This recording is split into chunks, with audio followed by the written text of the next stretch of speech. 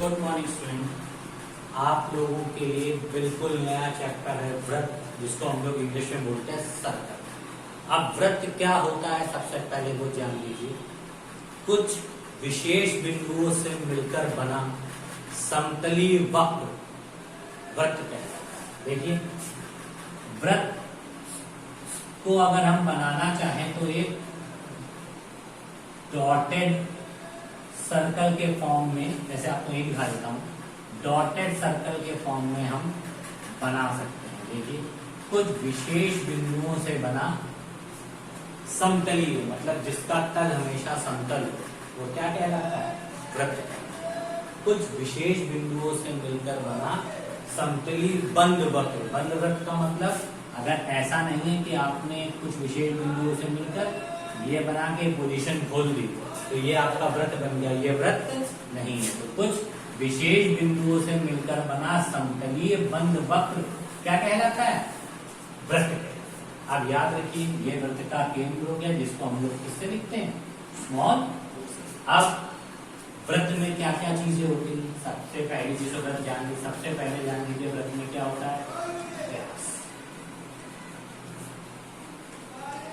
देखिए, व्यास क्या होती है? व्यास वृत्त की वह रेखा होती है जो वृत्त के एक बिंदु से दूसरे बिंदु तक जाती है और केंद्र से होती हुई। मतलब व्यास वह बिंदु होता है जो, व्यास वह रेखा होती है जो वृत्त के एक बिंदु से दूसरे बिंदु से को मिलाती हुई केंद्र से जाती है। याद रखिए, क्या लिखेंगे?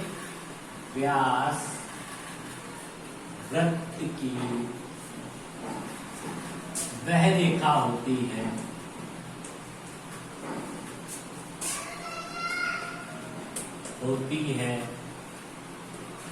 जो वृत्त के एक बिंदु से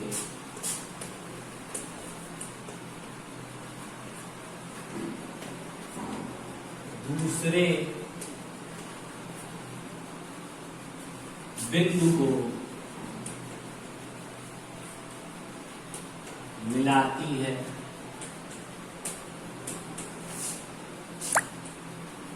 और केंद्र से होके जाती है, होकर जाती है। इसका एग्जांपल चेक कर लेते हैं। जैसे ये मैंने एक सर्कल बनाया, ठीक है, ये वृत्त का केंद्र हो गया। तो मान लीजिए एक वृत्त का बिंदु ये है, एक वृत्त का बिंदु ये है, ये दोनों को आपस में टच किया तो क्या ये वृत्त का व्यास हो गया? ये वृत्त का व्यास नहीं है, क्योंकि वृत्त के व्यास की शर्त क्या होती है? एक बिंदु से दूसरे बिंदु को मिलाती है और कहां से होकर जाती है? केंद्र से होकर। तो ये वृत्त का व्यास नहीं हुई, ये हो गई। वृत्त के इस बिंदु से इस बिंदु को मिलाया और ये वो केंद्र से होकर गई, तो ये हमारी क्या हो गई? ये हो गई हमारी व्यास। अब नेक्स्ट चीज देखिए, थोड़ा सा और इसको लिख दीजिए कि व्यास सदैव त्रिज्या का दुगना होता है।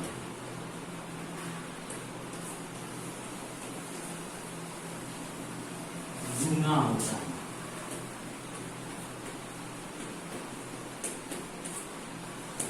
अब देखिए, सेकंड चीज है हमारी त्रिज्या। त्रिज्या क्या होती है? त्रिज्या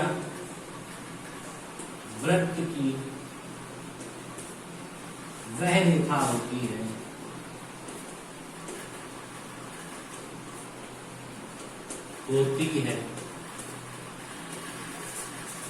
जो केंद्र से वृत्त के किसी एक बिंदु को स्पर्श करती है, किसी एक बिंदु को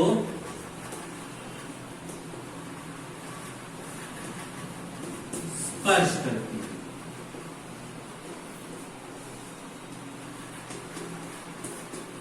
देखिए ये वृत्त बन गया,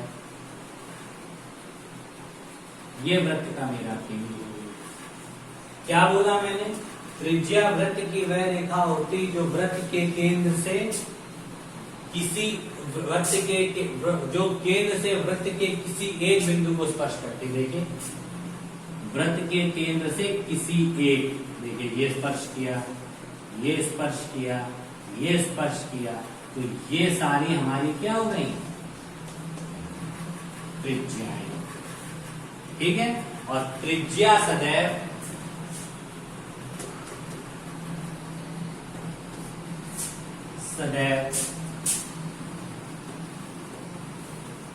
व्यास की आधी होती है।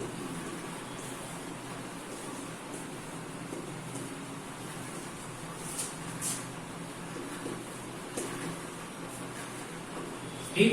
अब थर्ड नंबर है हमारी जीवा। जीवा क्या होती है? जीवा वृत्त की वह रेखा है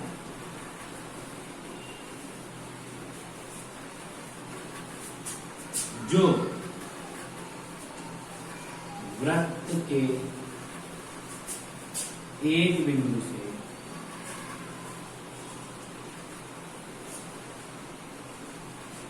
दूसरे बिंदु को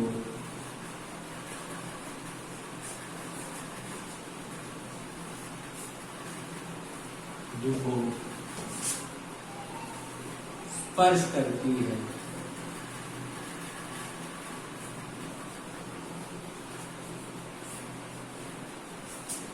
यदि केंद्र से होकर जाए, वो होकर जाए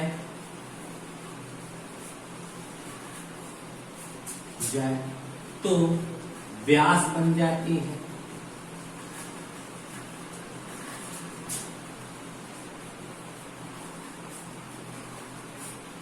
और केंद्र से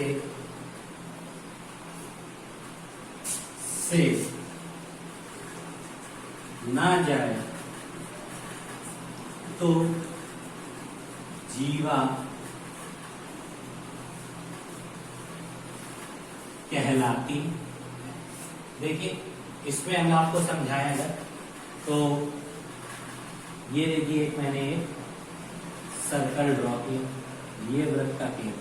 देखिए ये रेखा वृत्त के एक बिंदु से दूसरे बिंदु को स्पर्श कर रही है, परंतु केंद्र से होकर नहीं जा रही है, तो ये हमारी क्या कहला गई?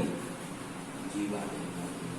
अगर वो केंद्र से होकर जाए तो वृत्त की सबसे बड़ी जीवा बनती है, जो कि व्यास होती है, पर उसे हम व्यास के नाम से जानते हैं। तो आप लोग याद रखने के लिए थोड़ी सी बात याद रखिएगा। जीवा वृत्त के एक बिंदु से दूसरे बिंदु को स्पर्श करती है, वो भी जीवा होती है, और वृत्त की सबसे बड़ी जीवा उसका व्यास होती है। वृत्त की सबसे बड़ी जीवा उसका व्यास होती है। तो आपने ये तीन चीज देख ली। वृत्त की व्यास क्या, वृत्त क्या होता है, व्यास क्या होता है, त्रिज्या क्या होती है, जीवा क्या होती है। अब आगे की चीज आप लोग देखिए ध्यान से, मैं बताने जा रहा हूं कि वृत्तखंड क्या होते हैं। देखिए वृत्तखंड,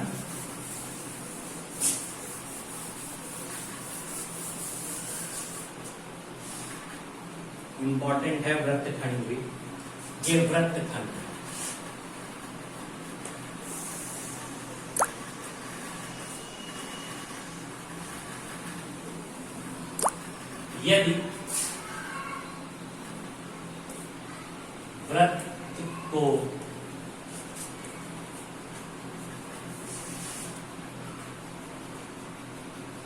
यदि वृत्त को केंद्र से ना काट कर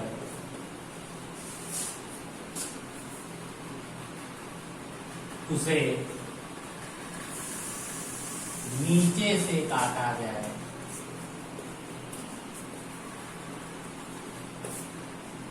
जाए तो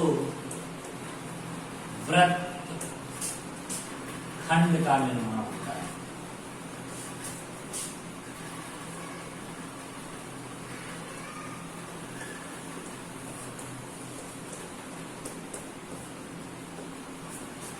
देखिए कैसे वृत्त खंड बनते हैं।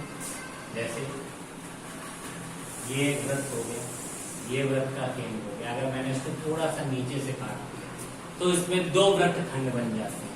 ये हमारा होता है दीर्घ वृत्त खंड और ये होता है हमारा लघु। ठीक है, ये हमारा होता है दीर्घ वृत्त खंड और ये दूसरा हमारा होता है लघु वृत्त। और नंबर 5 है आपका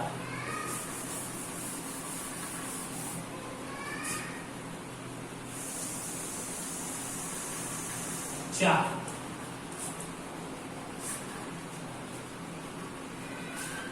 वृत्त की दो त्रिज्याओं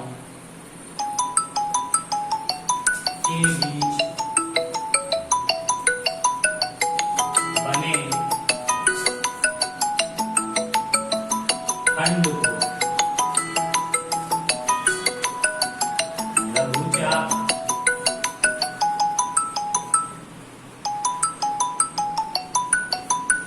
तथा उसके ऊपरी भाग को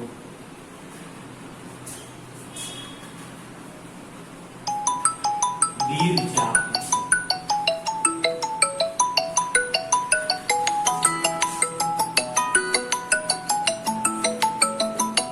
जैसे देखिए वृत्त हमने ये बनाया, ठीक है, दो त्रिज्याओं के बीच एक ये खंड है और एक ये। तो ये जो खंड हुआ ये हमारा हुआ लघु चाप। क्या हुआ? लघु चाप। और जो ये सबसे ऊपर खंड काटा मैंने, ये हमारा खंड कैसा हुआ? ये खंड हमारा हो गया दीर्घ चाप। ये हमारा खंड हो गया दीर्घ चाप। तो देखिए त्रिज्य खंड के ऊपर वाले भाग को मैंने दीर्घ चाप और नीचे वाले भाग को मैंने लघु चाप कहा। ठीक है, तो एक बात याद रखिए कि अगर आपसे कोई दीर्घ चाप पूछे तो आपका ये है और लघु चाप पूछे तो आज आपको मैंने वृत्त क्या होता है, व्यास क्या होता है, त्रिज्या क्या होती है, जीवा क्या होता है, वृत्तखंड क्या होते हैं और चाप क्या होती है, ये 5 चीजें आपको बताई हैं। ये आपका इंट्रोडक्शन है वृत्त का, कि आप लोग समझ सकें कि वृत्त होता क्या है। और बाकी चीजें जब आप लोग प्रैक्टिस करेंगे धीरे धीरे आप लोगों को आ जाएगी। ये सारी चीजों को देखिए, समझिए, किसको क्या बोलते हैं उसको ध्यान से समझते जाइए फिगर के साथ साथ, तो आप लोगों को ये एक्सरसाइज समझने में बहुत आसानी होगी। Thank you and have a nice day.